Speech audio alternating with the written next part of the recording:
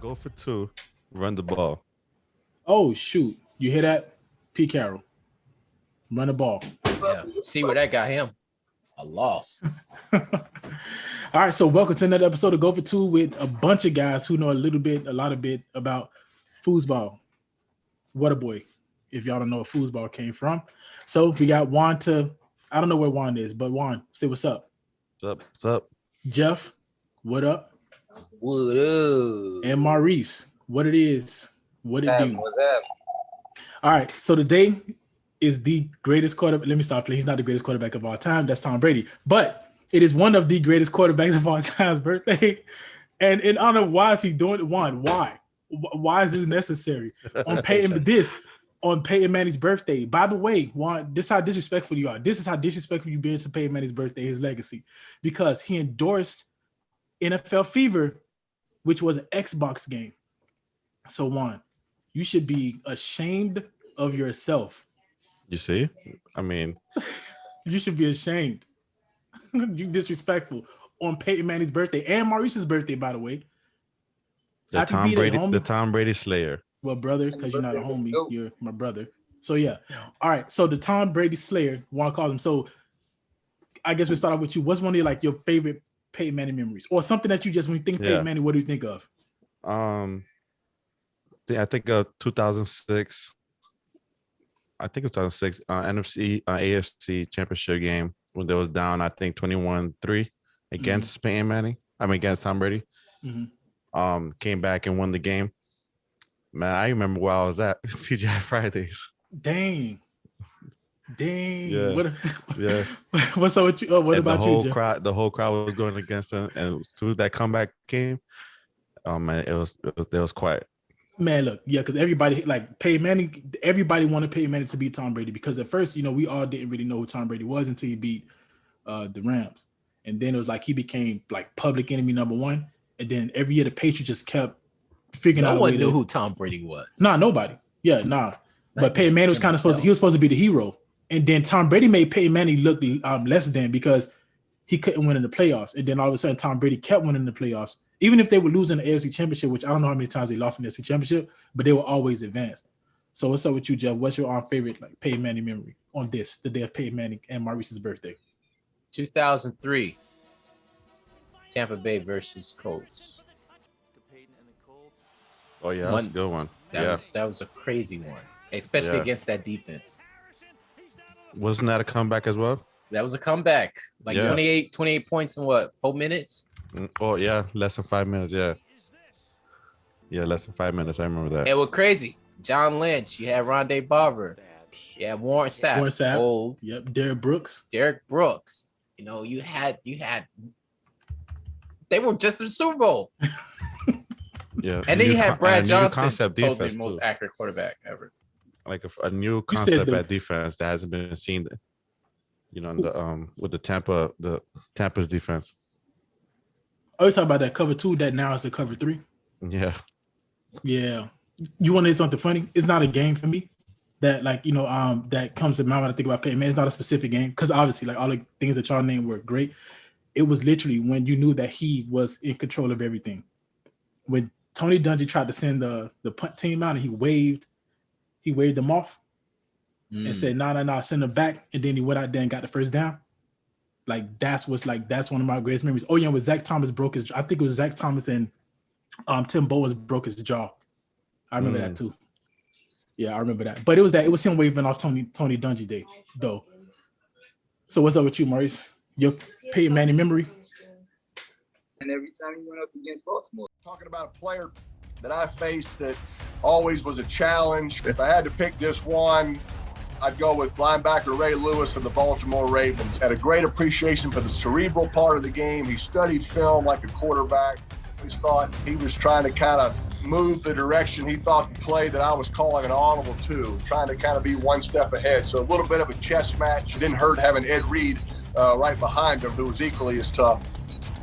I always kind of felt like I was playing against that linebacker or maybe that safety. So great battles against those guys. But if I had to pick one, I'd go with Ray Lewis. I think that was the greatest thing to watch. It was him versus Ray Lewis, man. That was magic. Oh, that chess match. They was gonna basically literally audible each other all day. And that's exactly what happened. They were audible. You would see so many audibles from both of them. And you would see when Peyton Manning would change, Ray Lewis would change. Ray Lewis would say something, Peyton Manning would say something. So yeah, that dude would run the clock. The craziest thing, majority of the time, it was a bluff. Yeah. That was the craziest part about it. It was Omaha. Each other the whole game. Omaha. That was his. When did he start doing Omaha? Was that something he always did, or I know we just noticed it when he got to Denver. That wasn't always something he always did. Yeah. No. Okay. Yeah, because I'm like, we noticed it when he got to Denver. So that's when everybody's like, yo, Omaha. So yeah, that was pretty cool. Yeah, but he was always a master at the line. So like, I think we would have noticed, we would have noticed the same rubberage. Yeah. And what do y'all rank him all time though? Can I share one more Peyton Manning moment? Okay, yeah, go ahead.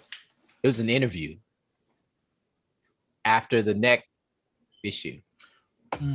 And I forgot who was interviewing him. I don't know if it was Rachel Nichols or who, but they asked him the question of like people saying that like you're done, you're over. And he kind of laughed, like, but it was a pissed off laugh. And you just got to feel that Peyton Manning was like, I'm gonna show you mother effer something. Because even though his velocity and strength and everything from what people were seeing from him throwing the ball was like diminished, but he was like, I'm gonna show you I'm gonna effer something. Watch. And he did. Did he win MVP that year? No. The one he threw for like 48? I think it probably was comeback, maybe. I'm pretty sure he won comeback player of the year because wasn't that the same year as Adrian Peterson? He came back. Didn't him and AP come back in the same exact year? The year AP rushed 2000. It wasn't. We talking about when he went to this was when he went to the Broncos. Yeah. Yeah, I'm saying. You said 2000? 2,000 yard season. I said when AP rushed 2000. Yeah. I think AP rushed in 06 for 2000, right? Teddy Bridgewater was the quarterback. I remember that. And that 2,000 yard was in 2012. 2012. Mm-hmm. And that was the same year he might have won MVP. Yep, that was it. He won MVP. So Peyton in first Denver, year with Denver? No. AP won in 2012, the MVP, when he rushed for 2,000 yards. And Peyton Manning, let's see. We are going to find out right now. Peyton Manning won MVP. His last MVP, I'm telling you right now. So apparently, Peyton Manning won a lot of MVPs. His last MVP won 5. Man, look. I don't know why they kind of hold that against him. What? Hold it against him? That they hold his stats against him, saying that he always patent stats for, best quarterback during the season, but folding during the playoffs. And I think it's way more complicated than that. That's called Drew Brees. That's not Peyton Manning. Drew Brees patent stats, like he threw that last pass to get the Dan Marino record. I think the first time when he broke the 5,000 yard record. Yeah. Let me tell you something. Like you can't, to your point, like you can't hold against him that he put up numbers. Like the dude was ridiculous. Mm-hmm. And where y'all rank him all time? I saw what you want. I got him 1 and 3. 1 if we're holding the Tom Brady's cheats against him. Oh my God. Then if Tom Brady's eliminated by default, then he'll be number 1. If he's not, then it'll be number 3. 2013 with Joe Montana number 2. Wait. So where's Tom Brady? Number 1. Oh, I got you. Okay, I got you. So it would be 1 and 3. I got you. Now I see it. Okay. Makes sense. What about you, Jeff? Yeah, probably the same. 2013 is when he won. Okay. MVP. Which is the year he threw for that 5,000 plus yards for the Denver Broncos. Yeah. And they went to the Super Bowl that year. Yeah, 5,000, 755 touchdowns, 10 interceptions. Yeah, killed that jump. Yeah. And Maurice, what about you? Where you got him? It's kind of hard, man, because we share the same birthday. You better pick, boy. You better pick. And by the way, it's by design. It's by design. Number 3. I don't think you can put him above number Tom 1. Brady, although I'm not a Tom Brady lover. You don't have to be just like people not. You got number 2. I got Brady at 2. So Montana is 1, Brady 2. Oh, okay. Peyton 3. I flip flop too. No, hey, look, it's that's both of my that lists, number 3. That one between 1 and 3, you're always gonna have it like it's gonna be like that's gonna be Joe Montana. Yeah, that's why I say 1 and 3 instead of having him 1 and 2 both ways. Same argument they use for basketball. Like like I told you before, Mike, they use the same argument for basketball. I don't understand how a person who's undefeated in the finals can be the GOAT, but the man who's undefeated and got the most, he doesn't have the most championship, but he's undefeated. It's not the GOAT because one guy outdone him in the ring. So that doesn't make sense to me. That's a tough argument. Wait, say that again. What he said? So he was saying that a guy in Joe Montana is undefeated, right? Just like Michael Jordan is undefeated. Mm-hmm. So both of them together, basically, Joe Montana is to Michael Jordan as LeBron James is to Tom Brady. I mean, but see, the thing is, if LeBron had more championships, people probably would be heavily unequivocally. They would. Yeah, because even if he wasn't undefeated, even if he wasn't undefeated, if he had 7 and now he's chasing number 8, people would be like, yeah, people put him number 1. Yeah. You're saying that it does matter because I was paying attention to my son. Yeah, talking to my son. Jaden, get ready. Fatal blow's coming. No, he's saying so that because he's undefeated, he should be. Joe Montana should be number 1, just like for him. Jordan should be number. He should be treated just like Jordan. Yeah, I got you. Yeah, that's fair. If you're gonna use the argument, that's fair. That's why I put in one of my lists. I have Peyton Manning at number 3, and the other list I have him at number 2. Yeah, just because I flip flop between both of them because at the same time the championships don't matter and stats do matter too. It does. But the and you're a longevity guy too. I'm big in longevity. But the difference is that I think the championships is not close. You know what I'm saying? Like one, like LeBron's case was 4 and 6. Well, it was 3 and 6 for a long time. In this case, it's 2, barely 2, 1.5 really, but 2 and 4. Yeah. With 2 and 4, so I think the discrepancy is pretty far. That's why. So if there was like 3 and 4, then I think it'll be, it'll be for me. It'll be Manning all day. Number 1 or number 2. Hey, real quick, I just thought of when y'all was talking, right? One of the things that's so great about Peyton Manning, I think it gets overlooked. It's not so much as him winning the championships, because obviously, like we all say, you have to kind of use something to separate greatness. Like once you all equal, exactly, you have to use something to separate them, and that's usually MVPs. Well, if you also have the MVPs, well, you got to use something else. So what is that something else? For us and everybody in the sports world is championships. One thing that get overlooked with Peyton Manning, and I don't know what everybody else has, how you all win of the us agree, championships too, and how you win them too, because it's not just getting them, it's how you win them. And nobody not gonna remember, they're just gonna remember, oh, he won one. But the thing is, he got 2 different teams to the Super Bowl, 2 different franchises. So that has to mean something like that. That's why he should always be, in my opinion, like for most people, at least he has to be in the top 3 for most people. But Manning, for sure, is top 3. Yeah, but definitely top 3. I mean, who you gonna put over consensus? Good. Yeah. I mean, people always find something. I mean, you could argue like 2 other people. You could argue Johnny Unitas, and you can argue John Elway. I ain't see him play. I don't care if I see him play. Forget that. Well, you said Johnny Unitas. Yeah, it's a champion. It's that championship thing, and then that impact, like the dominance impact. Yeah, that impact. So speaking of like different quarterbacks, So Jeff, who was your favorite quarterback to watch play? To watch all time play? Yeah. Or I know it's hard. I know it's hard, but if you had to narrow down, I don't care if you got to 2 names, but who was your favorite quarterback to watch play? Favorite Michael Vick, one of them. Man, let me tell you something. We'll talk about each one. Maurice, what about yours? It's got to be Michael Vick. Like, that's hands down. But I think anybody watching Michael Vick, you got to pick Vick. All right, what about it's you? It's going to surprise everybody because I don't like Brett Favre. I knew Brett Favre was coming because that was my number 2. I knew that. As bad as he be effing up sometimes. Yeah. He played football like a child. He loves the game. That's John Madden always saying. I got one surprise though because Brett Favre, Vick, and Steve Young would be top 3 for me. Like not favorite, but like watching Steve Young. Watching I had play. A few, man. It's just I just had too many. No, I know we're gonna talk about them all. Go ahead, Maurice. Who was yours? You said you had a surprise. Tom Brady. Outside of it. I like watching Tom Brady play. He pick people apart. It's ridiculous. I can't stand him, but the way Tom Brady does not pick anyone apart. Yeah, I was about to say, like, I think Peyton Manning does not pick anybody apart. So Tom Brady pick people apart? Come on, yeah, he does, I guess. Not as good as stop. But not as good as Peyton Manning. Look, this man is not talking about who does it better. Look, Peyton Manning would just blah, blah, blah, blah, blah, blah, blah, the line of scrimmage, like doing all that. Tom Brady does not pick anyone apart. That post, hold on, time out. That post, he chips away with his picking apart. He got a definition of picking apart. He got a lot of 2 yards and dashes going on. Except for when you look at it, and that's such an underrated thing. But that's scheme, though. That is scheme. What scheme he played in? To what? Whose scheme? Charlie Weiss's scheme? No. Whose scheme? Charlie Weiss's scheme? Josh McDaniels' scheme?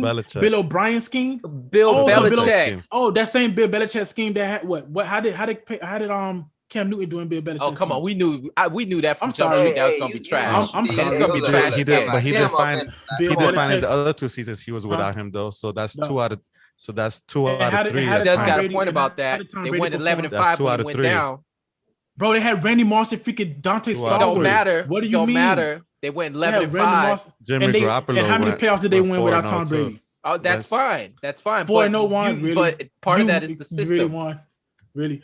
Whose system? The man played in 4 different types of system. Was it the air it out system? Was it the 12 personnel? Let's give a lot of credit back. Let's give a lot of credit to the running backs after running backs that catch the balls on swing passes and got amazing blocks and they're taking it 20, 30 yards down the field. Come on. Except for this dude, average yard per attempt is not as low as you think. Because of the 2 yards and the average yards per attempt. Average yards per attempt. But the runner after the catch. We're talking about that. I'm talking average yards per attempt goes with that too, right? No. Yes, yards per completion. Yards per completion. Yeah, no, but that doesn't say the whole story though. Numbers don't lie, but it doesn't say the whole story. No, it doesn't. So that part of my whole story is he played in different type of systems with different type of personnel, and he performed under each one. And then, by the way, he left, went to a different system. He implemented that because it's supposed to be Bill Belichick's system, but he implemented that system. It doesn't matter. Peyton Manning went to Denver. He went to Denver and he had Emmanuel. So you're gonna dismiss that a lot of players admit that the head coach is a system.